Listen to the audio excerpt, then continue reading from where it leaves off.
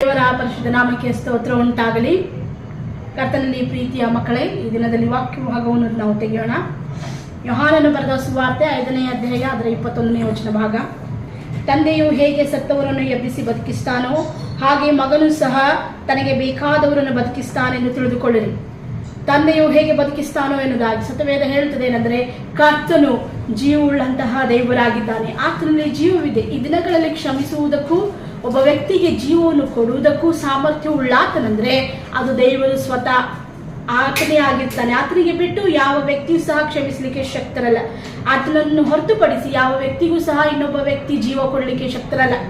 ನಾವು ಹೇಳ್ಬೋದು ಜೀವ ಅಂತಕ್ಕಂಥದ್ದು, ಅಯ್ಯೋ ಜೀವ, ಇವರು ಏನಂತಂದ್ರೆ ಹಾಸ್ಪಿಟಲ್ಗಳಲ್ಲಿ ಅಲ್ಲಿ ಇಲ್ಲಿ ನಾವು ನೋಡ್ಬೇಕಾದ್ರೆ ವೈದ್ಯರು ಸ್ವಲ್ಪ ಜಲ್ದಿ ಆದಷ್ಟು ಬೇಗ ಬಂದ್ರೆ ನಮಗೆ ಸ್ವಲ್ಪ ಅನುಕೂಲವಾಗ್ತಿತ್ತು. ಈ ದಿನ ಅವರ ಜೀವ ಹೊರಟು ಹೋಗ್ತಿನ್ನೋದಾಗಿ ನಾವು ನೋಡ್ತೇವೆ. ಈ ವಿಧವಾದಂಥ ಗೋಳಾಟಗಳನ್ನು ನಾವು ಗಮನಿಸ್ತಲಿದ್ದೇವೆ. ಅದರ ವಾಕ್ಯ ಭಾಗದಲ್ಲಿ ಏನಿದೆ ಅಂದ್ರೆ, ಯಾರೋ ಬಂದು ನಮಗೆ ಜೀವನ ಉಂಟು ಮಾಡುವಂಥವರಲ್ಲ, ಯಾರೋ ಬಂದು ನಮ್ಮನ್ನು ಕಾಪಾಡಿದ್ರೆ ನಮ್ಮ ಜೀವ ಉಳಿಯುವಂಥದ್ದಲ್ಲ. ಸತ್ಯವೇದ ಹೇಳುವಂಥದ್ದು ಜೀವವನ್ನು ಉಂಟು ಮಾಡುವ ಆತನು ಕರ್ತನಾದ ದೇವರು ಸ್ವತಃ ಆಗಿರ್ತಾನೆ. ಆ ಒಂದು ದೇವರು ತನ್ನ ಮಗನಿಗೆ ಅಧಿಕಾರ ಕೊಟ್ಟಿರುವ ಹಾಗೆ ಆ ಮಗನಾದ ಯೇಸು ಕ್ರಿಸ್ತನು ತನ್ನ ಜೀವವನ್ನು ಇತರರಿಗೆ ಕೊಡ್ಲಿಕ್ಕಿದ್ದಾನೆ.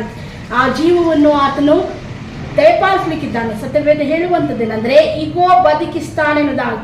ಯಾರನ್ನು ಬದುಕಿಸ್ತಾನಂದ್ರೆ ಆತನು ಯಾರೆಲ್ಲ ಅಂಗೀಕರಿಸಿದಾರೋ, ಆತನನ್ನು ಅರ್ಥಕೊಂಡಿದ್ದವರಾಗಿದ್ದಾರೋ ಅವರನ್ನು ಆತನು ಬದುಕಿಸುವನಾಗಿದ್ದಾನೆ. ಜೀವವನ್ನು ಅನುಗ್ರಹಿಸುವುದು, ಸಾವಿನಿಂದ ಜೀವದ ಕಡೆಗೆ ನಿಮ್ಮನ್ನು ನಡೆಸುವನಾಗಿದ್ದಾನೆ ಎಂದಾಗಿ ವಾಕ್ಯ ಭಾಗ ಹೇಳುತ್ತದೆ.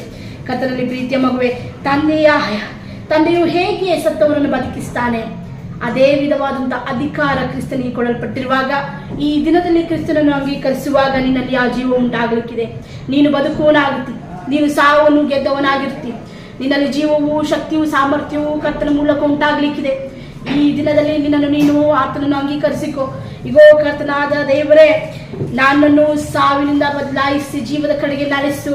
ಕರ್ತನಾದ ದೇವರೇ, ನಿನ್ನಲ್ಲಿ ಜೀವ ಉಂಟಲ್ಲ, ಇಗೋ ದೇವರೇ ನನ್ನನ್ನು ಸಹ ಎಬ್ಬಿಸು. ಆ ದಿನದಲ್ಲಿ ಲಾಜರನನ್ನು ಎಬ್ಬಿಸಿದಂತಹ ದೇವರು, ಆ ದಿನದಲ್ಲಿ ಸತ್ತಂತಹ ಆ ಒಂದು ನಾವು ನೋಡ್ತೇವೆ, ಆ ಒಂದು ವಿಧವೆಯ ಮಗನನ್ನು ಎಬ್ಬಿಸಿದಂತಹ ಕರ್ತನು. ಆ ದಿನಗಳಲ್ಲಿ ಸತ್ಯವೇದ ಭಾಗದಲ್ಲಿ ನಾವು ನೋಡ್ತೇವೆ, ಯೌವನಸ್ಥಳ ಆ ಒಂದು ಚಿಕ್ಕ ಹುಡುಗಿಯನ್ನು ಕರ್ತನು ಎಬ್ಬಿಸಿರುವಂಥದ್ದು ನಾವು ಗಮನಿಸ್ತೇವೆ. ಪ್ರೀತಿಯ ಮಗನೇ, ಮಗಳೇ, ಈ ದಿನದಲ್ಲಿ ಕರ್ತನು ಎಬ್ಬಿಸುವನಾಗಿದ್ದಾನೆ. ಆತನಲ್ಲಿ ಜೀವವಿದೆ, ಆತನಲ್ಲಿ ಬಲವಿದೆ, ಆತನಲ್ಲಿ ಶಕ್ತಿ ಇದೆ. ಆ ಶಕ್ತಿಯನ್ನು ನೀನು ಹೊಂದಿಕೊಳ್ಳುವನಾಗು. ಆತನನ್ನು ಅಂಗೀಕರಿಸುವುದಾದರೆ ಆ ಜೀವ ಅಂತಕ್ಕಂಥದ್ದು, ಆ ಬದುಕಂಥದ್ದು ನಿನ್ನಲ್ಲಿ ಉಂಟಾಗಲಿಕ್ಕಿದೆ. ಈ ದಿನದಲ್ಲಿ ಆತನನ್ನು ಅಂಗೀಕರಿಸು. ಕರ್ತನು ನಿನಗೆ ಶುಭವನ್ನು